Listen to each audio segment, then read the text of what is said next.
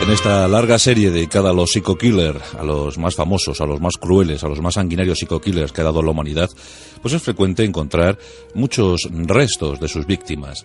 Sí, porque no les daba tiempo a terminar con todos ellos. En el caso de Gary Michael Heineck, nos encontramos con un brazo. Fijaos, aquí tengo una réplica exacta sobre el brazo que se encontró en el frigorífico de la casa de Gary Michael Heineck. Una casa, pues incluso casi lujosa. El propio Gary tenía un Rolls Royce, tenía un Lincoln y un Cadillac. Vivía bien, inversiones en bolsa, en fin, que tenía unos buenos ingresos, tenía un buen colchón económico. Aquella casa del 320 de Norm Marshall Street en Filadelfia, una casa del horror, una casa donde Gary Michael intentó crear una familia.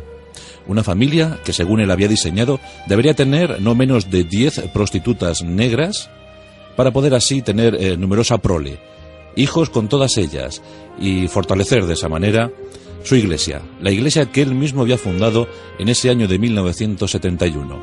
Una iglesia que además, curiosamente, la inscribió como fundación benéfica, como institución benéfica, y que llevaba el bonito nombre de la Iglesia Unida de los Ministros de Dios.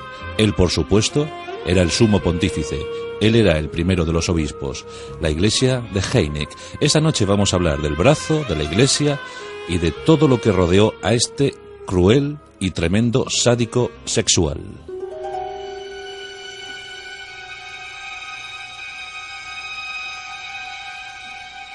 A lo del brazo ya llegaremos.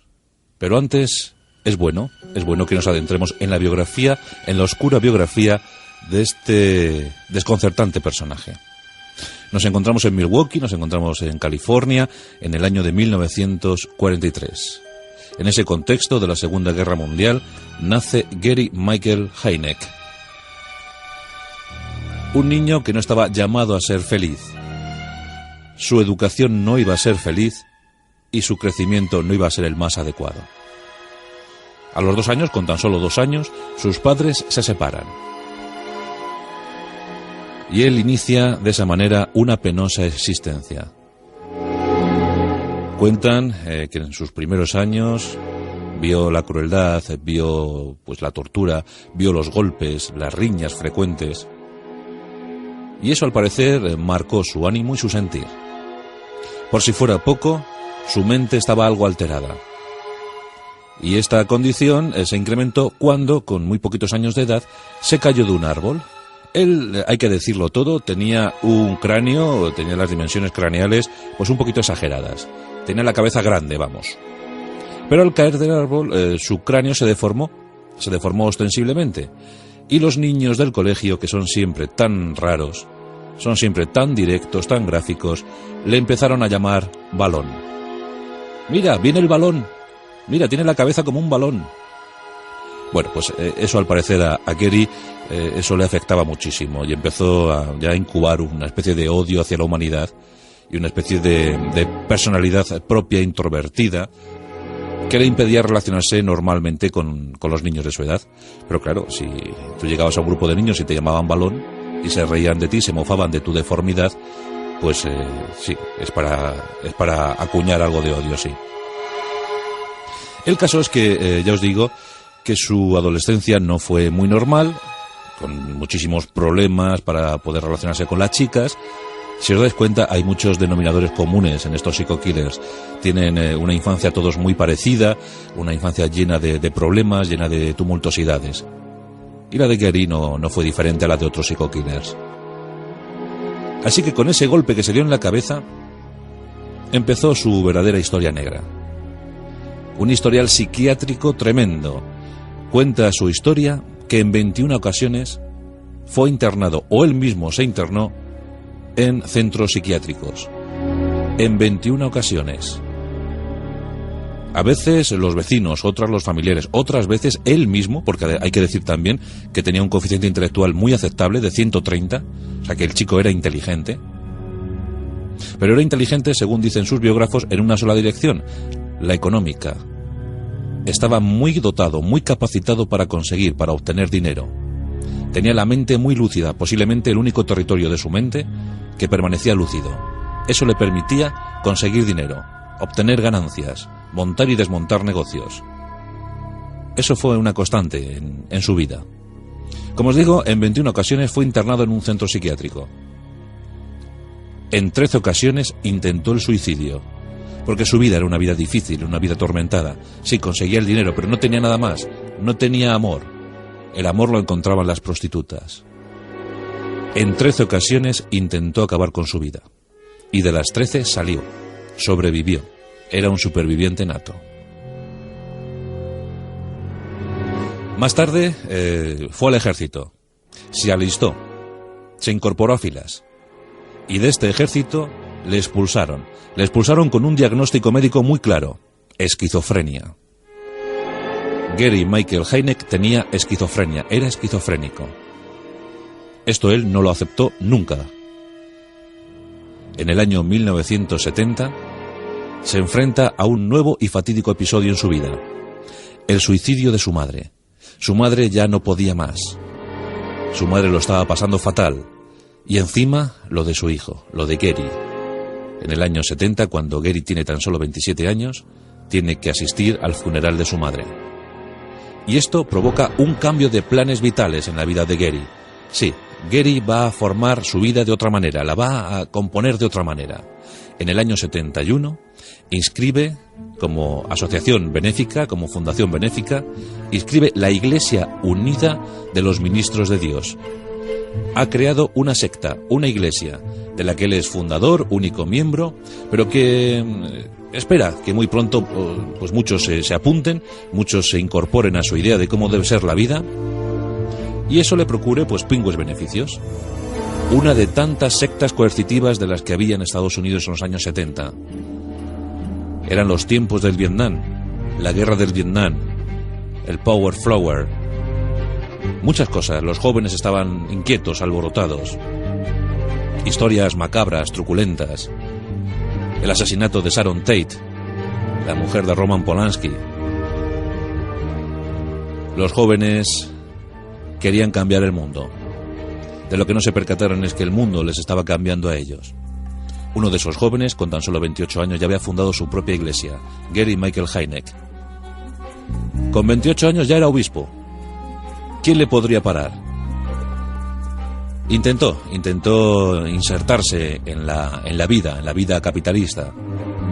Pero esta le rechazaba, porque estaba bien que practicara negocios, pero no que fuera miembro fundador de una iglesia propia.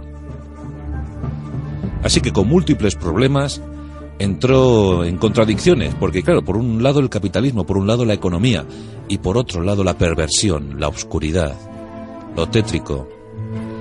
Maltrataba, golpeaba, le gustaba emplearse sádicamente cuando contrataba los servicios de prostitutas. Le gustaban las prostitutas negras y las buscaba de un bajo perfil psicológico. ¿Por qué? Porque a Gary le gustaba sentirse superior, tener dominio de la situación sexual, dominar a su víctima. En una de estas frecuentes palizas que propinaba a prostitutas, fue denunciado y condenado a 4 años de reclusión. En la penitenciaría ni siquiera fue capaz de enmendarse. Siguió con sus frecuentes ataques de locura. Las cárceles norteamericanas no son el mejor sitio para reinsertarse, para curarse. Y finalmente, a principios de los 80, salió pero sin propósito de enmienda.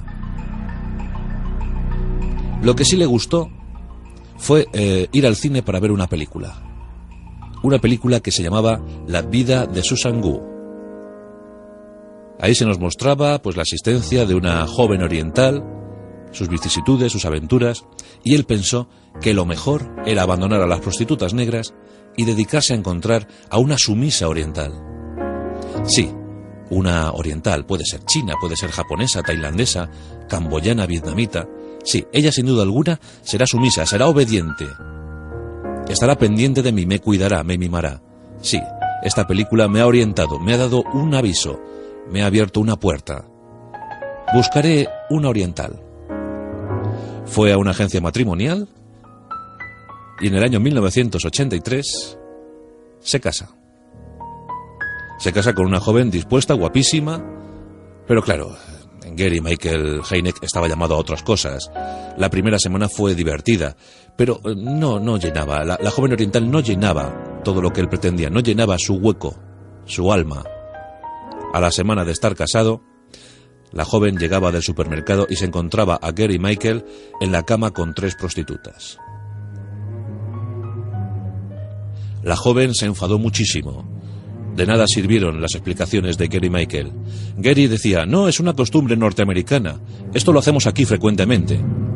La oriental salió huyendo despavorida, pidió el divorcio, se escapó de aquello. Él ya había tenido un hijo con una prostituta negra, ya había tenido un hijo y estaba muy contento, pero él quería más, él quería algo más.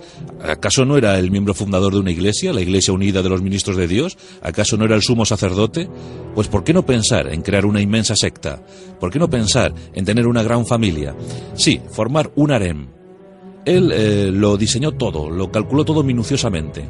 Tendré 12 esposas. Y si no son 12 serán 10, y si no 8, pero tendré muchas esposas, y tendré muchísimos hijos.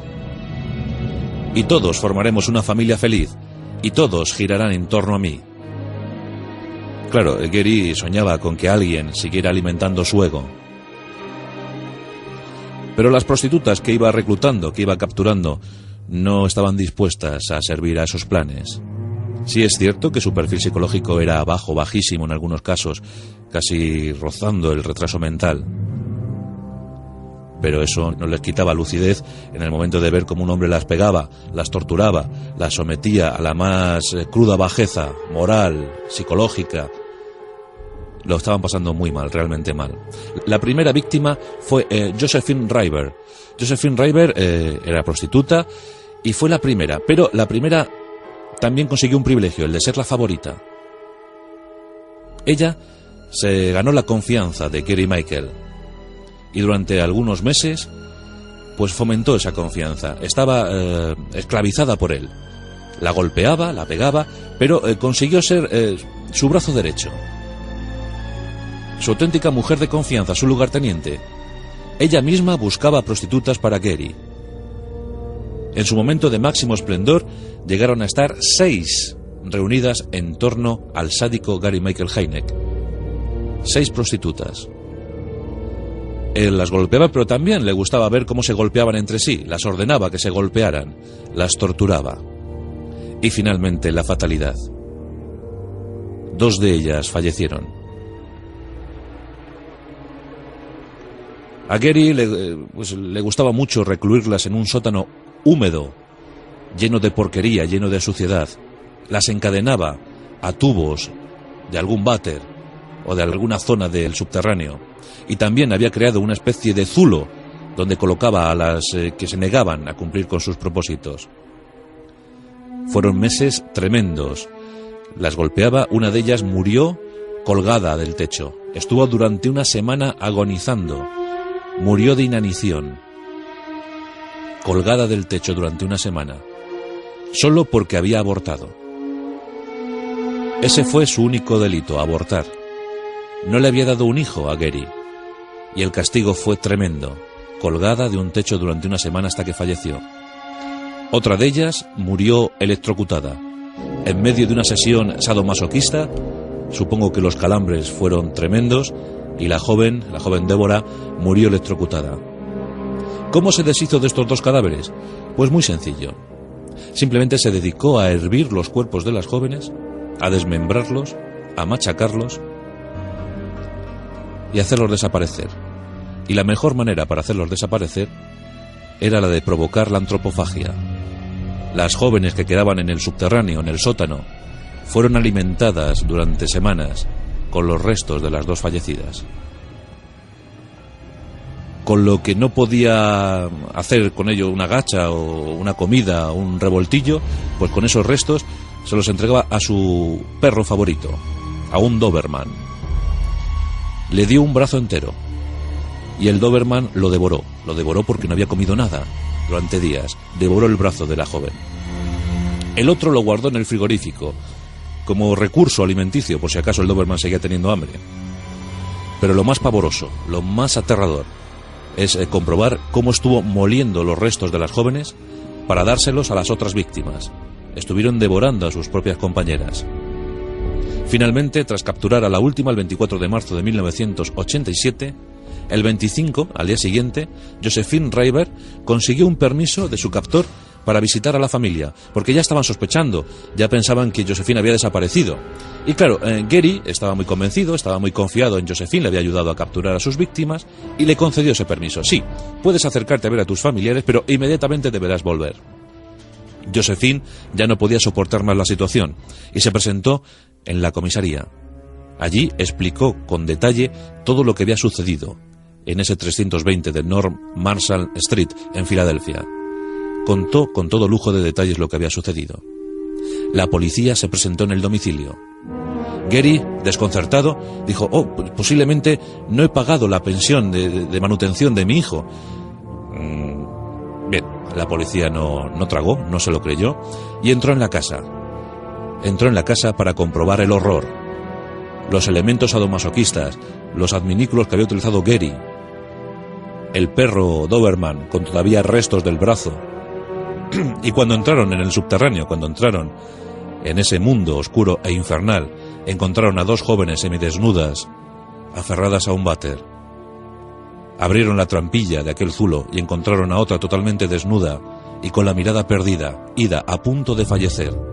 Ni siquiera se podía mover, ni siquiera podía ponerse en pie. Las tres víctimas fueron sacadas de aquel subterráneo. Una de ellas no dijo nada nunca más. Las otras dos salieron al grito de aleluya: nos han liberado, nos han salvado.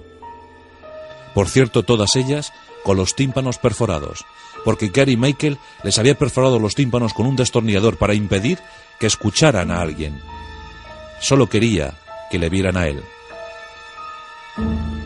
Gary Michael Hynek fue conducido a juicio. Este juicio se empezó a celebrar el 20 de junio de 1988. Ni siquiera el abogado defensor fue capaz de articular palabra. El abogado defensor ni siquiera quiso defenderle. El horror había sido tal, las pruebas eran tan evidentes, que nadie quiso estar al lado de Gary Michael Hynek. El 1 de julio de 1988 era condenado a muerte.